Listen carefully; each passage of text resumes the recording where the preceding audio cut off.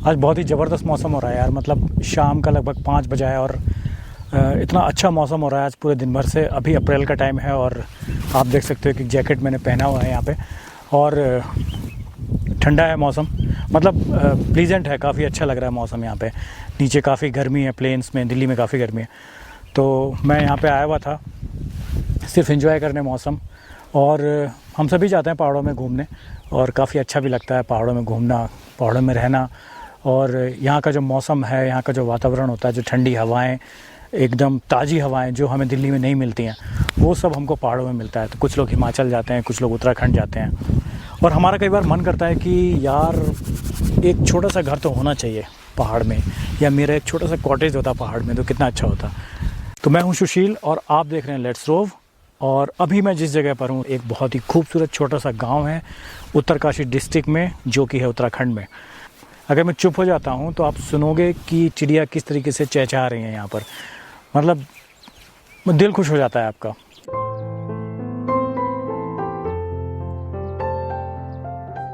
तो आज बात करेंगे कि हम उत्तराखंड में कितनी ज़मीन खरीद सकते हैं और कैसे खरीद सकते हैं। यहाँ पर मैं सिर्फ उसके बारे में बात करूँगा कि आपको अपना एक छोटा सा घर बनाना, किसी भी बिज़नेस पर्पज़ के लिए हम कितनी ज़मीन खरीद सकते हैं, कैसे खरीद सकते हैं, उसके बारे में मैं बिल्कुल डिस्कस नहीं करूँगा। मैं एक एज ए इंडिविजुअल जो कि जिनको पहाड़ों से प्यार है और जो पहाड़ों में अपना घर बनाना चाहते हैं, मैं सिर्फ उनके लिए बात कर रहा हूँ कि वो कितनी ज़मीन खरीद सकते हैं और कैसे खरीद सकते हैं। तो सबसे पहला पॉइंट है कि उत्तराखंड में हम ज़मीन खरीद सकते हैं या नहीं। तो इसका आंसर है यस, हम उत्तराखंड में ज़मीन खरीद सकते हैं एज ए आउटसाइडर। दूसरा क्वेश्चन आता है कि हम कितनी ज़मीन खरीद सकते हैं। तो हम उत्तराखंड में एज ए इंडिविजुअल 1.25 नाली ज़मीन खरीद सकते हैं। एक नाली का मतलब होता है करीब 0.020 हेक्टेयर, मतलब 2160 स्क्वायर मीटर। तो इतनी ज़मीन हम खरीद सकते हैं। और अगर आप ज़्यादा ज़मीन खरीदना चाहते हैं तो आपको किसी के साथ क्लब करना पड़ेगा, पर एज ए इंडिविजुअल आपको सिर्फ 1.25 नाली ज़मीन मिलती है। तो क्या ज़मीन हमको आसानी से मिल जाती है? अब यहाँ पर कुछ बातें हैं जो आपको नोट करनी चाहिए कोई भी ज़मीन लेने से पहले। सबसे पहला पॉइंट कि आप सबसे पहले तो आइडेंटिफाई करो कि आपको ज़मीन लेनी कहाँ पर है। मतलब प्लेन्स के थोड़ा पास, मतलब जैसे जो दिल्ली का जो एरिया है उसके पास के जो पहाड़ है वहाँ लेनी है, या आपको ऐसी जगह ज़मीन लेनी है कि जहाँ पे आपको स्नो भी मिल सके, जहाँ पे स्नोफॉल होता हो और मौसम बहुत अच्छा रह सके। तो ऐसी ज़मीन आपको हमेशा दूर मिलेंगी, है ना। जो हिमालय के आप जितना पास जाते जाओगे, आप जाहिर सी बात है दिल्ली और जितने भी प्लेन्स हैं उससे थोड़ा दूर होते जाओगे।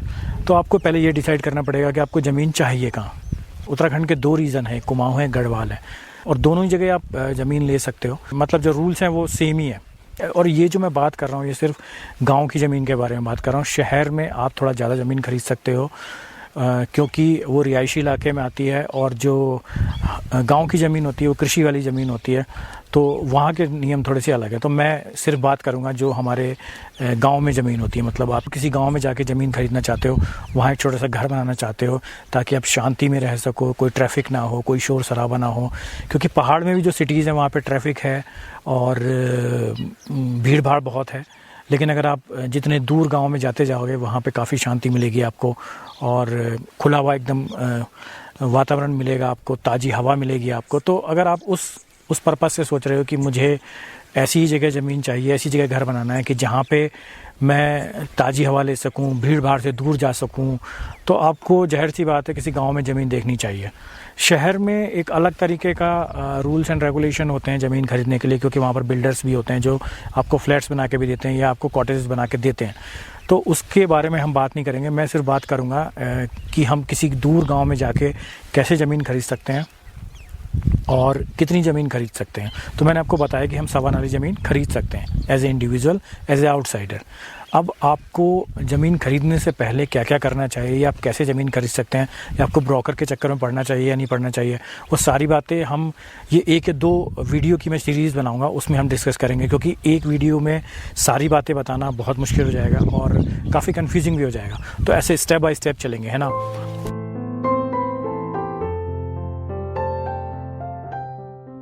तो पहला स्टेप हो गया कि आपने अपना मन बना लिया कि मुझे ज़मीन खरीदनी है। आपने गांव आइडेंटिफाई कर लिया, आपने रीजन आइडेंटिफाई कर लिया कि मुझे इस जगह ज़मीन खरीदनी है। और जब आप वहाँ जाते हो, उस जगह पे जाते हो, उस गांव में जाते हो, तो आप वहाँ लोकल से बात करो, जो वहाँ के लोकल लोग हैं, उनसे पूछो कि कोई यहाँ पे लैंड अवेलेबल है या कोई ज़मीन अवेलेबल है, तो वो आपको दिखाएंगे ज़मीन, है ना। हर गांव में होता है, कोई ना कोई आपको दिखाने के लिए मिल जाता है ज़मीन, तो वो आपको ज़मीन दिखाएंगे। तो पहले वो सबसे पहले आपको ये देखना है कि आपको ज़मीन रोड पे चाहिए, मतलब सड़क किनारे चाहिए, या आप सड़क से थोड़ा सा ट्रैक करके भी नीचे जा सकते हो, वैसी ज़मीन चाहिए। तो जैसे मेरा जो प्रेफरेंस रहता है वो रहता है कि आप सड़क के किनारे ज़मीन खरीदो, क्योंकि एज ए आउटसाइडर आप दिल्ली या कहीं और से भी ट्रैवल करते हो तो हो सकता है आप रात हो जाए आपको आने में, उस जगह पहुंचने में। तो एक ऐसी जगह ज़मीन होनी चाहिए जहाँ पे आप रात में भी आ सको, सड़क किनारे ज़मीन होनी चाहिए। तो सबसे पहले आप ये देखो कि सड़क किनारे ज़मीन है। अगर वो ज़मीन ये तो पहला पॉइंट हो गया कि आपको ज़मीन कहाँ पर देखनी है, कि सड़क किनारे देखनी है या आप मतलब थोड़ा सा ट्रैक करके इधर उधर भी नीचे उतर के या ऊपर चढ़ के जा सकते हो। तो वो आपकी अपनी प्रेफरेंस है, मतलब उसमें कोई कुछ मतलब उसका कोई ऐसा हार्ड एंड फास्ट रूल नहीं है, वो सबके लिए अपना अलग अलग चॉइसेस है ना, कि किसी को सड़क किनारे पसंद है, किसी को थोड़ा सा ट्रैक करके और नीचे जाके या थोड़ा सा ऊपर जाके ज़मीन पसंद आती है। और जाहिर सी बात है सड़क किनारे जो ज़मीन होगी उसके रेट थोड़े से अलग होते हैं, थोड़े से ज़्यादा होते हैं। दूसरा पॉइंट ये है कि आप सबसे पहले ये देखो कि वहाँ पर पानी की क्या व्यवस्था है, पानी उस ज़मीन पे आता है या नहीं आता है, और लाइट उस ज़मीन पे आती है नहीं आती है, ये आपको देखना पड़ेगा। ये दोनों मेन चीज़ें हैं, क्योंकि पहाड़ में हर जगह पानी आपको अवेलेबल नहीं होता। बहुत सारी जगह ऐसी हैं जहाँ पे पानी आपको मिलता है, बहुत सारी जगह ऐसी हैं जहाँ पे आपको पानी नहीं मिलता है। जो भी आपको ज़मीन दिखा रहे हैं आप उनसे पता कर सकते हो, जो और दूसरे गांव वालों से आप पता कर सकते हो कि यहाँ पर पानी का क्या सिस्टम है, मतलब कैसे पानी आता है, पानी अवेलेबल है या नहीं है, या पानी की दिक्कत है। क्योंकि पहाड़ में जनरली पानी की दिक्कत होती है, लेकिन ऐसा भी नहीं कि हर गांव में पानी की दिक्कत हो। बहुत सारे गांव ऐसे हैं जहाँ पर पानी बहुत अच्छी मात्रा में है और गवर्नमेंट का भी पानी वहाँ पर है, क्योंकि वो थोड़े से ऐसी जगह गांव हैं कि जहाँ आसपास ग्लेशियर्स हैं, नदियाँ हैं, तो वहाँ पानी की दिक्कत नहीं होती है। तो जनरली वहाँ पे पानी आता है। तो आपको ये पहले पता करना पड़ेगा कि पानी की यहाँ पे दिक्कत तो नहीं है, क्योंकि पानी एक बहुत ही इम्पॉर्टेंट चीज़ है अगर आप कहीं पे भी रहते हो तो। और ख़ास तौर से जब आप पहाड़ में रहते हो तो वहाँ की लाइफ काफ़ी टफ़ है, मतलब आसान लाइफ नहीं होती। हम होटल्स वगैरह में जाते हैं तो काफ़ी आसान लगता है, लेकिन जब आप खुद से लैंड बना के रहते हो या आप वैसे भी रेंट करके रहते हो घर कहीं पे, तो मुश्किल होता है ना। और पानी अगर नहीं है तो बड़ी दिक्कत होगी वहाँ पे। तो आपको पहले ही पता करना पड़ेगा कि यहाँ पे पानी की क्या व्यवस्था है। चलो सेकंड पॉइंट अगर ये हो गया कि पानी भी ठीक है वहाँ पे और लाइट का भी वहाँ पे फैसिलिटी है। अब थर्ड नंबर पे आपको ये देखना है कि वो ज़मीन जो है उसकी जो लोकेशन है वो क्या है, मतलब वो सड़क से बिल्कुल लग के नीचे की साइड है या सड़क के साथ लग के ऊपर की साइड है, तो किस तरीके की ज़मीन है। क्योंकि जब बरसात होती है या कभी बहुत ज़्यादा पानी आता है तो ऐसा तो नहीं कि वो जो ज़मीन है वो सड़क के साथ बह जाए, या आपको अगर उस ज़मीन पे घर बनाना है तो उस ज़मीन को जब बेस है, मतलब आप या तो नीचे होगी ज़मीन सड़क से या सड़क से ऊपर होगी, तो उसके लिए आपको एक दीवार लगानी पड़ती है ना। उस दीवार को हम यहाँ पे पुश्ता बोलते हैं। वो पत्थर की एक मजबूत नींव होती है जो कि आपकी ज़मीन को रोके रखती है और उसकी मिट्टी को रोके रखती है कि वो ज़मीन की जो मिट्टी है वो भारी बरसात में या पानी से वो बह ना जाए, ताकि आपका घर सुरक्षित रहे। तो वो बहुत इंपॉर्टेंट चीज़ है और उसका काफ़ी अच्छा खर्चा होता है। मतलब जितनी अच्छी नींव आप बनाओगे, जितनी ज़्यादा बड़ी नींव आपको बनानी पड़ेगी, वो पुश्ता जितना बड़ा आपको बनाना पड़ेगा उतना ज़्यादा उसका खर्चा होगा। तो आपको ये ज़मीन देखनी है कि उसमें जो पुश्ते का काम है वो कितना है, क्योंकि उस पर काफ़ी डिपेंड करता है। हो सकता है आपको ज़मीन सस्ती मिल जाए, लेकिन जब आप बनाने जाओ तो उसका पुश्ता ही इतना होगी ज़मीन से ज़्यादा उसके रेट हो, है ना। तो ये आपको देखना है कि उसमें जो पुश्ता बनाना है मुझे वो कितना बनाना है। काफ़ी ज़्यादा बनाना है तो इसका मतलब उसमें खर्चा काफ़ी होने वाला है, तो ये आपको देखना पड़ेगा।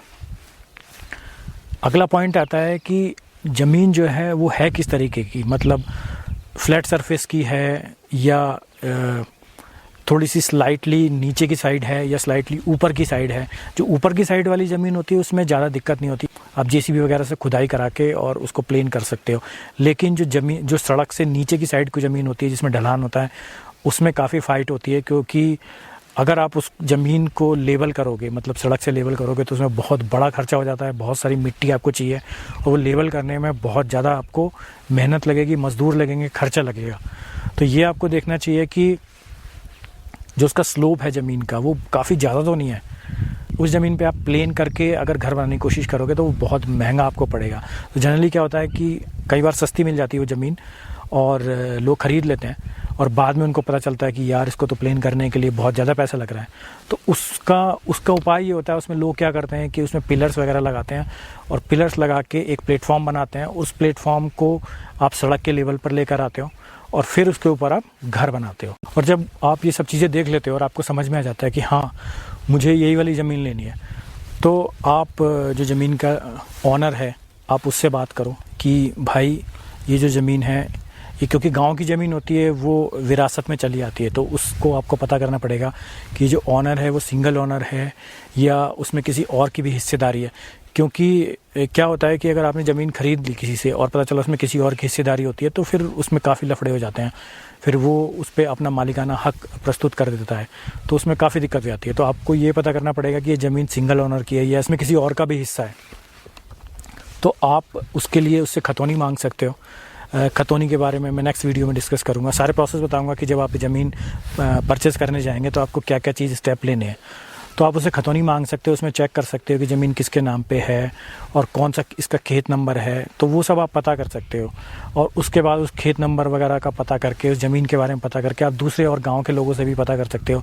तो जब आपको उस ज़मीन की खतौनी मिल जाएगी, आपको ऑनर का पता चल जाएगा, आपको खेत नंबर पता चल जाएगा, तो आप बाकी लोगों से भी डिस्कस कर सकते हो कि ये ज़मीन किसी विवाद की तो नहीं है, इसमें ये जो ऑनर है वो ये बोल रहा है कि मेरी ज़मीन है, किसी और का उसमें हक तो नहीं है। क्योंकि जनरली गाँव में लोगों को पता होता है, तो वो आप थोड़ा सा इन्वेस्टिगेट कर सकते हो। या कोई अगर आपका लोकल बंदा है जान पहचान का तो आप उससे भी पता कर सकते हो। ये पता करना बहुत ज़्यादा ज़रूरी है। उसके बाद आप जो यहाँ के पटवारी होते हैं जिनके पास ये पूरी ज़मीन का लेखा जोखा होता है गांव का, आप उनके पास जा सकते हो, उनके ऑफिस में जा सकते हो और उनसे उस ज़मीन के बारे में पता कर सकते हो कि ये ज़मीन कितनी है एक्चुअल में और इसका ऑनर कौन है। तो वो उनके पास सारी डिटेल होती है, तो वो पता कर सकते हो। और उसके बाद आप PWD के पास जा सकते हो, उनसे नक्शा ले सकते हो, उनसे मैप ले सकते हो कि ये जो ज़मीन है इसमें कोई सड़क का हिस्सा तो नहीं आ रहा है, PWD का कोई हिस्सा तो नहीं है, या जितनी ये ज़मीन मुझे बता रहा है ये उतनी ही ज़मीन है या नहीं है, क्योंकि उनके पास काफ़ी लेटेस्ट इन्फॉर्मेशन होती है। उसके बाद आप रजिस्ट्री के लिए जाते हो, रजिस्ट्री हो जाने के बाद फिर आप दाखिल खारिज करने के लिए जाते हो। दाखिल खारिज करने के का एक अलग प्रोसेस है, वो मैं नेक्स्ट वीडियो में डिस्कस करूँगा, क्योंकि वीडियो काफ़ी लंबा हो जाएगा। तो अगर आपको कोई भी क्वेश्चन पूछना है या आपके मन में कोई भी शंका है इससे रिलेटेड तो आप मुझसे पूछ सकते हो, और नेक्स्ट वीडियो में मैं आपको सारा प्रोसेस बताऊंगा कि हम कहाँ से स्टार्ट करेंगे और कहाँ पर ख़त्म करेंगे। और अगर आप ये वीडियो देख लोगे ना, मतलब ये जो मैं 1-2 वीडियो की सीरीज़ बनाऊंगा, अगर आप ये वीडियो देख लोगे ना तो आपको किसी भी ब्रोकर की ज़रूरत नहीं पड़ेगी, कहीं इधर उधर भागने की ज़रूरत नहीं पड़ेगी, क्योंकि जो मैंने सीखा है वो मैं आपके साथ शेयर करूंगा। क्योंकि यहाँ पे लोगों को खुद ही पता नहीं होता कि एग्जैक्ट प्रोसेस क्या है, तो लोग कई बार भटकते हैं और कई बार गलत उसमें चले जाते हैं, टाइम काफ़ी लग जाता है, लोगों के पैसे डूब जाते हैं या पैसे ज़्यादा चले जाते हैं, तो वो काफ़ी दिक्कत है। पर मैंने जो सीखा है, जो मैंने प्रोसेस देखा है, और वही मैं सर आपको बताऊंगा, और वो एग्जैक्ट प्रोसेस क्या है वो आपको बताऊंगा, ताकि अगर आपको कभी भी कोई लैंड खरीदने का मन है उत्तराखंड में तो आप कैसे बहुत ही आराम से, बहुत ही सिंपल से प्रोसेस से जाके खुद ही उस लैंड को परचेस कर सकते हो। आपको किसी भी ब्रोकर की ज़रूरत नहीं पड़ेगी, बहुत ही सिंपल प्रोसेस है अगर आप स्टेप बाय स्टेप चलते हो तो आज इस वीडियो को यहीं पे ख़त्म करते हैं, और नेक्स्ट वीडियो में आपको बताऊंगा कि आप खतौनी वगैरह खुद से भी कैसे चेक कर सकते हो, क्योंकि आजकल सब कुछ ऑनलाइन है। अभी शाम का 5:30 बज गया और थोड़ी देर में अंधेरा भी हो जाएगा, तो लाइट वगैरह भी सब चली जाएगी। तो मुझे लगा था कि मैं इस पर, क्योंकि मैंने प्रोसेस पूरा सीखा है, मैंने देखा है प्रोसेस, तो मुझे लगा था एक वीडियो आप लोगों के लिए बनाना चाहिए। तो मैं हूँ भी यहाँ पहाड़ में और मैं आजकल देख भी रहा हूँ प्रोसेस, तो मुझे लगा शेयर कर देता हूँ। तो चलो चलते हैं, नेक्स्ट वीडियो में फिर मिलते हैं, तब तक के लिए सायोनारा।